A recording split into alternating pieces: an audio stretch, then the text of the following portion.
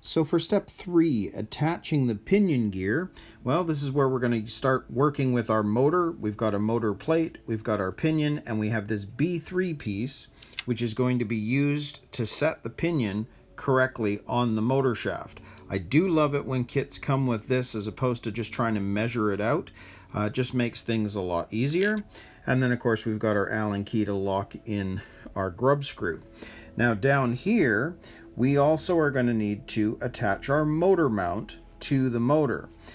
But what I found interesting is you'll notice that the motor mount goes up to a 21 tooth pinion. In other words, that's the largest pinion you can use on the stock motor mount. And the kit comes with the 21 tooth pinion gear. So we're using the largest pinion that this motor mount will work with. So that's interesting. So those are the screws we need. We've got our grub, we've got our pinion, we've got our motor plate, and of course there are the other pieces that we need along with our motor. So I'll set this up and let's put the pinion on the motor.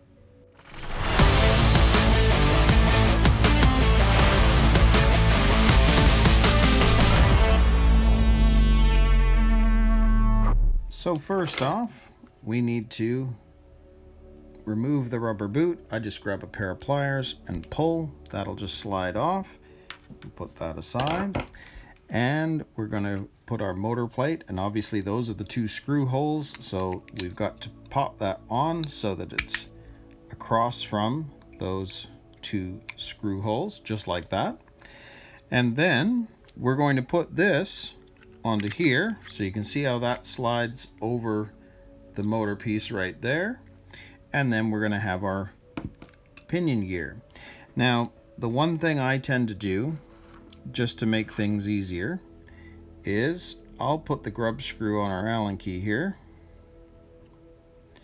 And then I will attach it to our pinion. Just make sure it doesn't go all the way. And then we're going to take this, put our pinion on. Now I will show you, obviously there is the flat spot, so when you're putting this on, you want to make sure that the grub screw is going to sit on top of that flat spot, just like that. So I'm going to push and hold that there.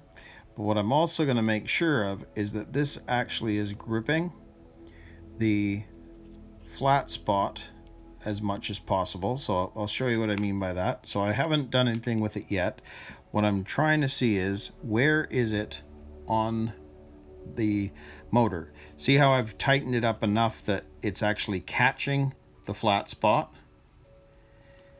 So I know that it's actually grabbing the right spot. So when I slide this back on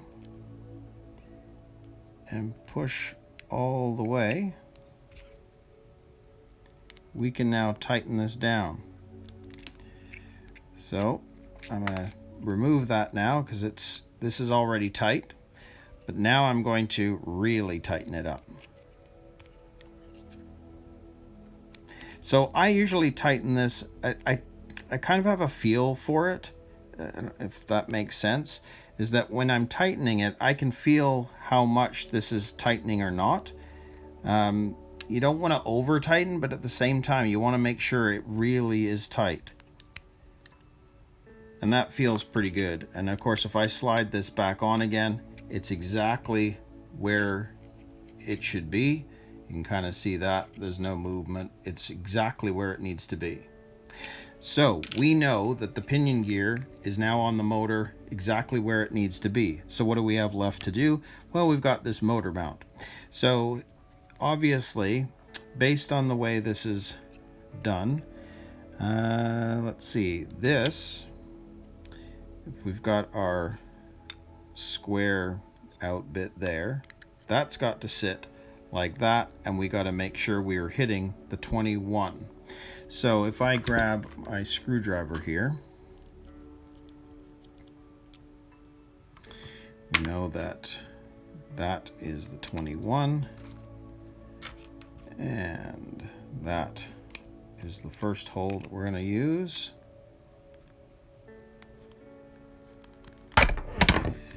And We know that's going into there.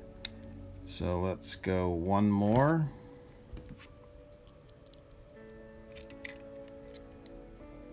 Make sure that goes into there.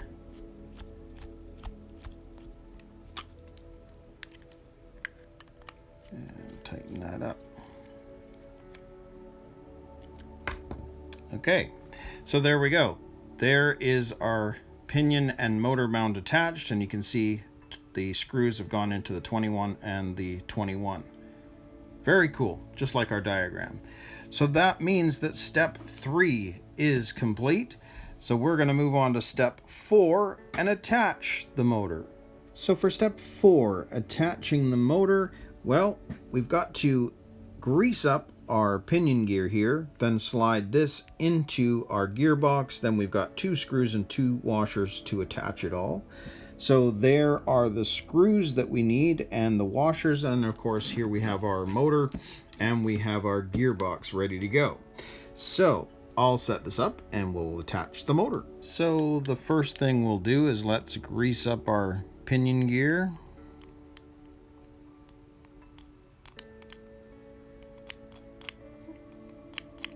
And I'm not going to go crazy, but I'm going to make sure that it's fully covered. But it'll be okay. It'll match up with everything else that we've got and the gears that are inside the gearbox already. I'm just going to put that down, wipe my fingers. And now you can see that on the bottom there is a square part. And just like on that side, we know that this is how it's to go. So if we grab our gearbox, we know, and you can see on this side, this is how it's going to go. So those 2 bits are going to go into the holes there. And the screws are going to come in at this side. So if we grab one of our washers and our screws,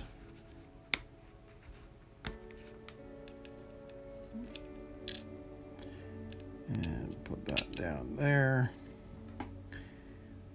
Tighten this up.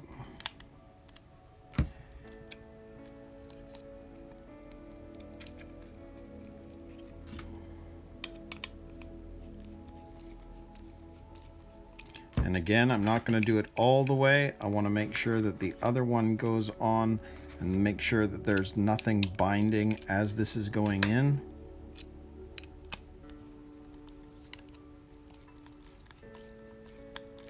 Feels correct. Looks correct.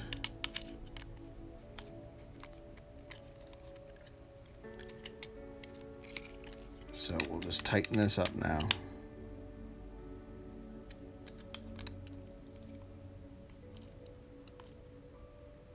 There we go. Now this is going into the hard plastic. So when you tighten this up, you're going to know when you're at the end. So I'm tightening it, but I'm not wanting to over tighten, but I know that it'll just stop.